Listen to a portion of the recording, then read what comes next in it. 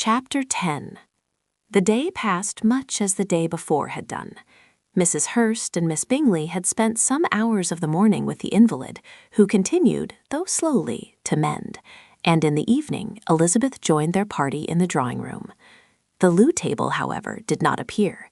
Mr. Darcy was writing, and Miss Bingley, seated near him, was watching the progress of his letter and repeatedly calling off his attention by messages to his sister. Mr. Hurst and Mr. Bingley were at piquet, and Mrs. Hurst was observing their game. Elizabeth took up some needlework and was sufficiently amused in attending to what passed between Darcy and his companion.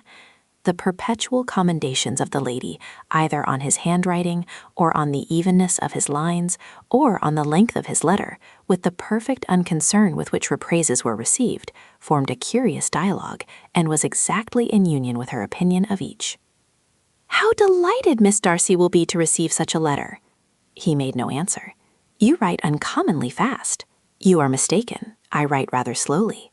"How many letters you must have occasion to write in the course of a year! Letters of business, too! How odious I should think them!" "It is fortunate, then, that they fall to my lot instead of yours." "Pray tell your sister that I long to see her." "I have already told her so once by your desire." "I am afraid you do not like your pen. Let me mend it for you. I mend pens remarkably well." "Thank you, but I always mend my own." "How can you contrive to write so even?" He was silent. "Tell your sister I am delighted to hear of her improvement on the harp, and pray let her know that I am quite in raptures with her beautiful little design for a table, and I think it infinitely superior to Miss Grantley's." "Will you give me leave to defer your raptures till I write again? At present I have not room to do them justice." "Oh, it is of no consequence. I shall see her in January. But do you always write such charming long letters to her, Mr. Darcy?" "They are generally long, but whether always charming, it is not for me to determine." "It is a rule with me that a person who can write a long letter with ease cannot write ill." "That will not do for a compliment to Darcy, Caroline," cried her brother, "because he does not write with ease. He studies too much for words of 4 syllables. Do not you, Darcy?" "My style of writing is very different from yours." "Oh," cried Miss Bingley, "Charles writes in the most careless way imaginable. He leaves out half his words and blots the rest." "My ideas flow so rapidly that I have not time to express them, by which means my letters sometimes convey no ideas at all to my correspondents." "Your humility, Mr. Bingley," said Elizabeth, "must disarm reproof." "Nothing is more deceitful," said Darcy, "than the appearance of humility. It is often only carelessness of opinion, and sometimes an indirect boast." "And which of the two do you call my little recent piece of modesty?" "The indirect boast, for you are really proud of your defects in writing, because you consider them as proceeding from a rapidity of thought and carelessness of execution, which, if not estimable, you think at least highly interesting. The power of doing anything with quickness is always prized much by the possessor, and often without any attention to the imperfection of the performance. When you told Mrs. Bennet this morning that if you ever resolved upon quitting Netherfield, you should be gone in 5 minutes, you meant it to be a sort of panegyric, a compliment to yourself. And yet what is there so very laudable in a precipitance which must leave very necessary business undone, and can be of no real advantage to yourself or anyone else?" "Nay," cried Bingley, "this is too much to remember at night all the foolish things that were said in the morning, and yet, upon my honor, I believe what I said of myself to be true, and I believe it at this moment. At least, therefore, I did not assume the character of needless precipitance merely to show off before the ladies." "I dare say you believed it, but I am by no means convinced that you would be gone with such celerity. Your conduct would be quite as dependent on chance as that of any man I know, and if, as you were mounting your horse, a friend were to say, 'Bingley, you had better stay till next week,' you would probably do it.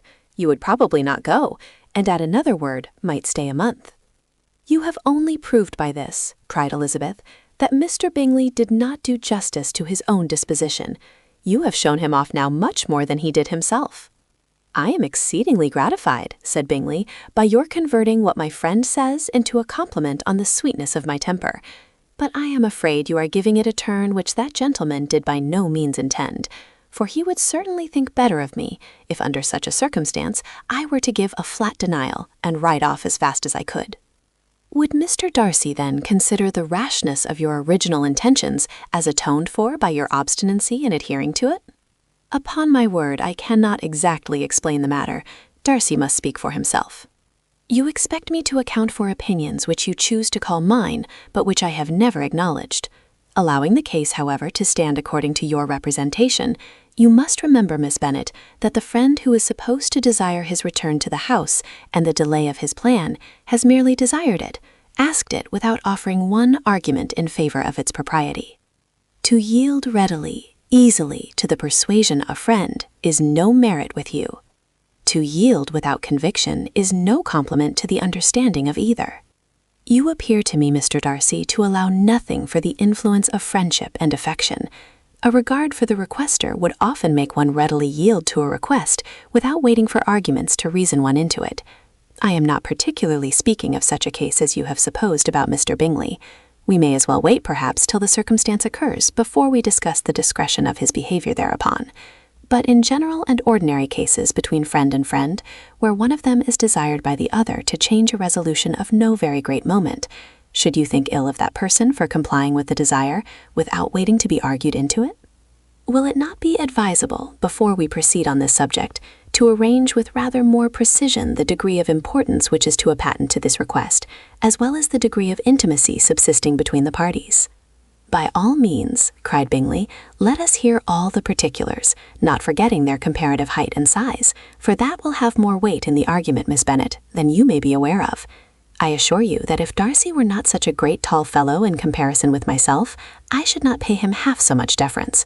I declare I do not know a more awful object than Darcy on particular occasions and in particular places, at his own house especially, and of a Sunday evening when he has nothing to do. Mr. Darcy smiled, but Elizabeth thought she could perceive that he was rather offended, and therefore checked her laugh. Miss Bingley warmly resented the indignity he had received in an exposition with her brother for talking such nonsense. I see your design, Bingley, said his friend. You dislike an argument and want to silence this. Perhaps I do. Arguments are too much like disputes. If you and Miss Bingley will defer yours till I am out of the room, I shall be very thankful, and then you may say whatever you like of me. What you ask, said Elizabeth, is no sacrifice on my side, and Mr. Darcy had much better finish his letter.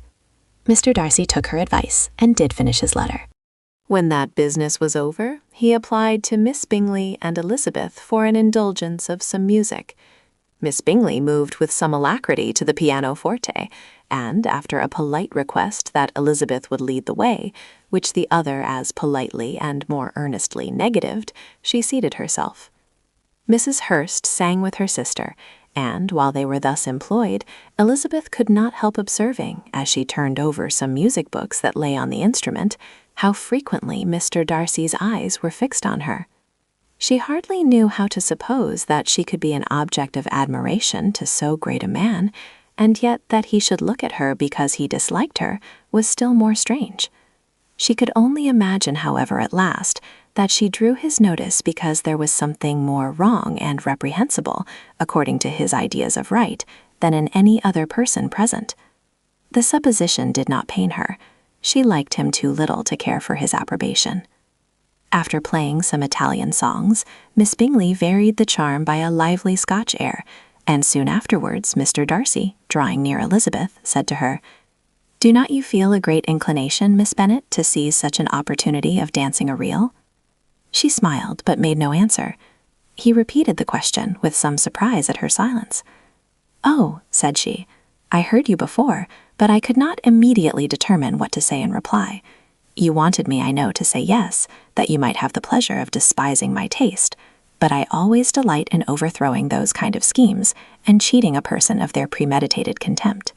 I have therefore made up my mind to tell you that I do not want to dance a reel at all, and now despise me if you dare." "Indeed, I do not dare."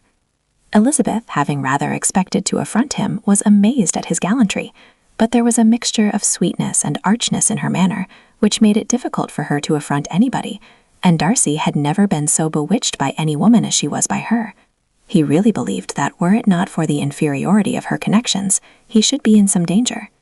Miss Bingley saw or suspected enough to be jealous, and her great anxiety for the recovery of her dear friend Jane received some assistance from her desire of getting rid of Elizabeth.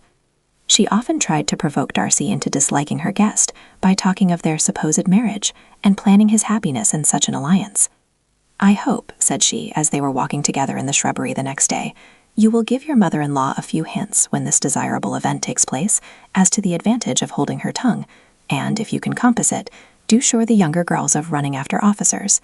And if I may mention so delicate a subject, endeavour to check that little something bordering on conceit and impertinence which your lady possesses. Have you anything else to propose for my domestic felicity? Oh yes, do let the portraits of your uncle and Aunt Phillips be placed in the gallery at Pemberley. Put them next to your great uncle the judge. They are in the same profession, you know, only in different lines. As for your Elizabeth's picture, you must not have it taken, for what painter could do justice to those beautiful eyes? It would not be easy indeed to catch their expression, but their color and shape and the eyelashes, so remarkably fine, might be copied.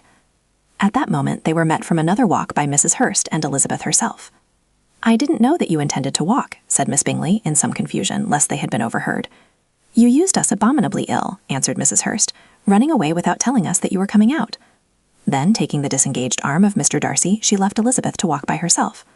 The path just admitted 3. Mr. Darcy felt their rudeness and immediately said, This walk is not wide enough for our party. We had better go into the avenue.